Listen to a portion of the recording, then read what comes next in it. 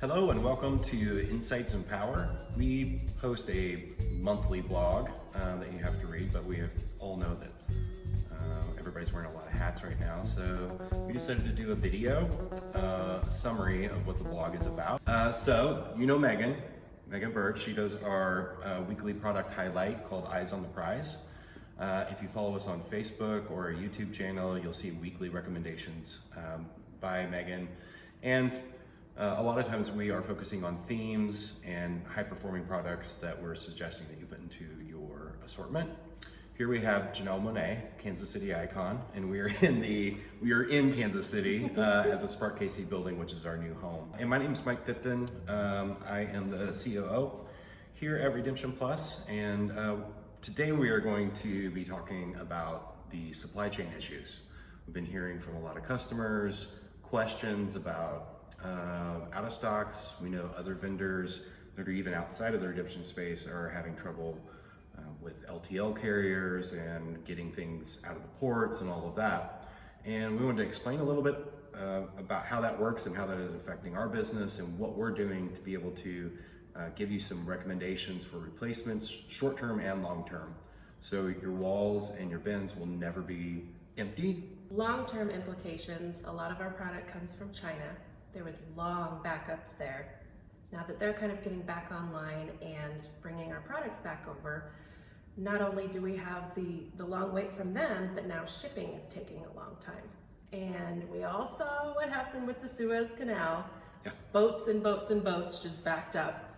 So transit is really the big issue right now. So we are trying to work with as many vendors as we can to get options in, whether it's something that we have carried before or a completely new option to fit within that same theme, just to try to get you some products here, because the supply chain issue is going to go on for a while. We're all feeling it. We'll place an order, it'll show up on our dock with half of the items missing. So we're just trying to get as many extra options as we can into our building. Our partnership with Rhode Island has really helped us expand our buying power.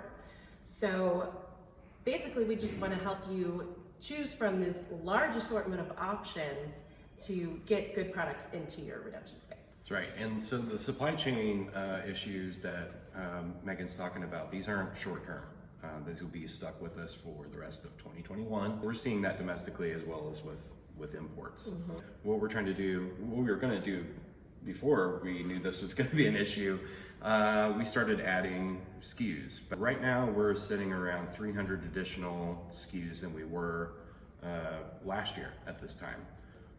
Even though we're out of stock on some items, there's replacements and substitutes that you can put in there because we've already expanded the line there. We don't want you to just come to the website, look at your favorites list and be like, oh my gosh, they're out of everything. What we want to do is be able to give you replacements for things that are out of stock in your favorites list. So tell us a little bit about the methodology for choosing replacements. So the first thing that we want to look at when we're looking for a replacement item is theme. I always love to use the grocery store analogy, but it works so well. You know, we try to merchandise like items together. So if you are out of stock on a lava lamp, it wouldn't make sense to replace it with a slime.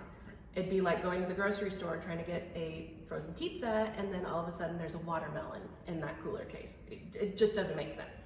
So choosing an item that fits within that same theme, that goes with all the products around it, that's going to be your first thing to look at.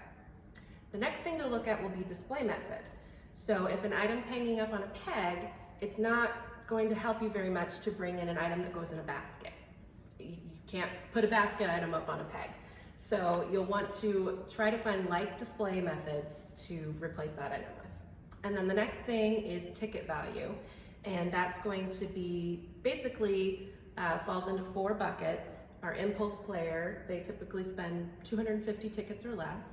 Then we have our trader player, they spend 250 to 1250.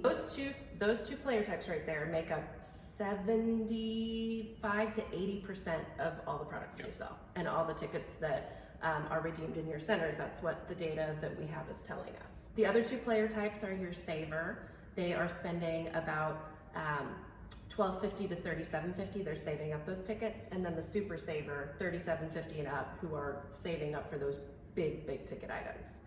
So if you go out of stock on an item that's an impulse item that's 200 tickets, and then you bring in, a high-end licensed item that's 5,000, like it doesn't work. You're not hitting the same player types.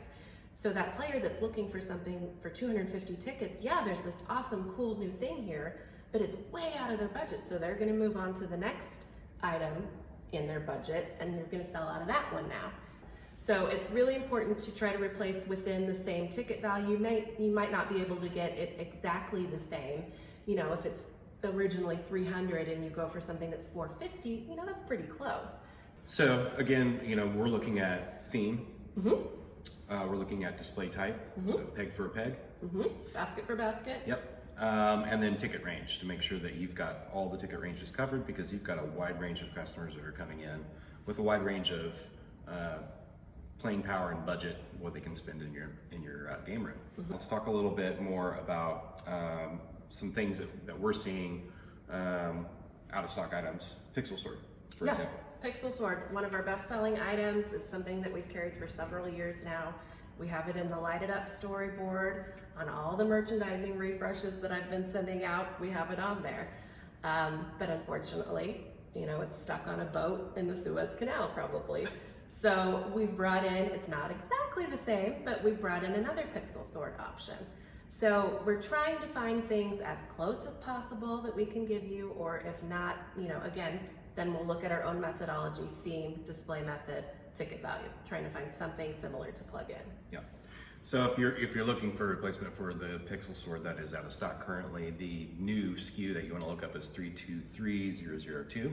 And on our site, you can actually search by all of those things. You can search by ticket value up in the top right-hand corner, or down on the left-hand side, we have everything listed out by theme, so you can just go right into the lighted up theme and look at all of the light and glow items.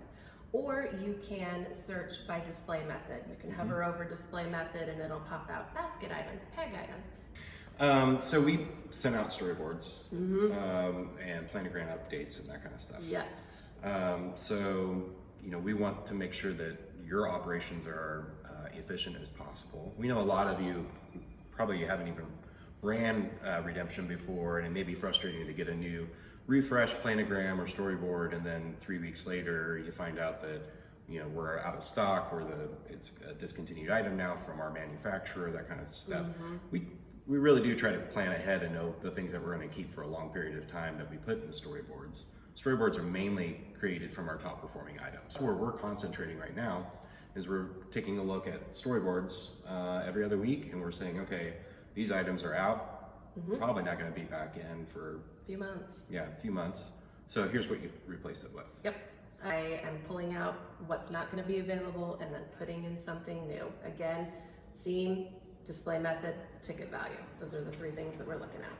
So the Dropbox link that we are putting all that stuff in is in the blog. If you take a look down, I'm going to make it really clear where it's at, so you can come back and reference it.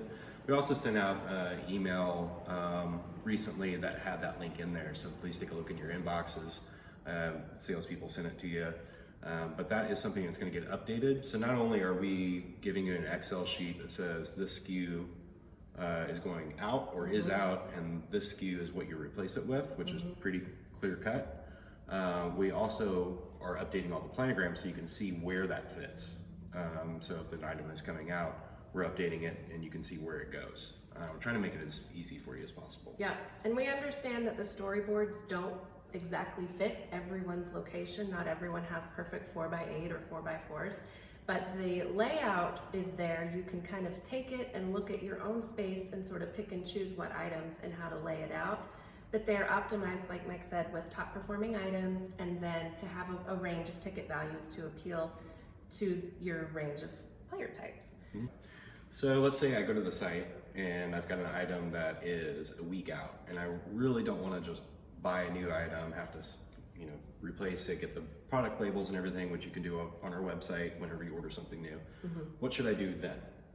If it's just going to be out a quick week and you don't want to make a whole fuss about bringing something in new, double face it. That's always the easiest solution, especially if it's a top performing item. Then you don't have to stock it as often. And it will help make your wall look full. You really don't want to have big empty holes. Yeah. So for those of you that are wondering what a double face is, I've got a peg that's holding some samurai swords, and right next to it I have an item that we've run out of, or that you've run out of, and you don't want to necessarily go buy a new item and update the DPLs and all that kind of stuff. I'm going to take my back stock of samurai swords and I'm going to put them out right next to each other. So there's two pegs of samurai swords right there. That fills the space. Samurai swords are always, I mean, for 20 some years they've been. I always say that samurai swords could sell if they were laying on the floor in the back room. Yeah. But let's not do that. No, let's not do that. Let's not do that. It's not a good idea. So, it's Monday, you're busy, you don't want to have to search the website. You can call us. And our salespeople all have these reports that Megan's talking about, so they'd be able to look up and suggest that replacement items. We've got some sales folks that will actually take those items and drop them into your favorites list, so you can just save time perusing the site. So if you're having trouble, time management, don't really want to take a lot of time to look for those things, give us a call. We're happy to help. Yeah, if you go onto our website, you got a little chat. You can hit us up on chat, or you can email us. We are happy to help, and we're prepping as much as we can to be able to stay proactive on this and not reactive. So. Yep. We know it's frustrating. We get it. We understand. We're pretty frustrated too, but we so appreciate your business, and thank you for sticking with us. It's been a crazy and wild year, and we're so happy that everyone's starting to come out on the other side. Yeah, it's great to see people back in the arcades. So.